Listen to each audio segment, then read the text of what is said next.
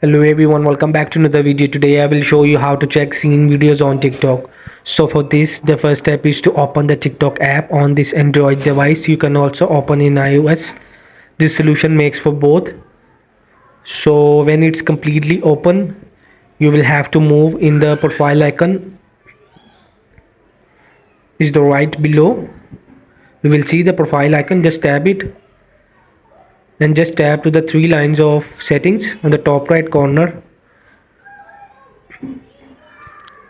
So from here, when it's completely load, just tap to settings and privacy.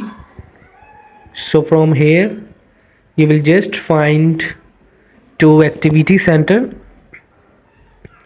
So just simple tap to activity center, because directly you will not see the scene history.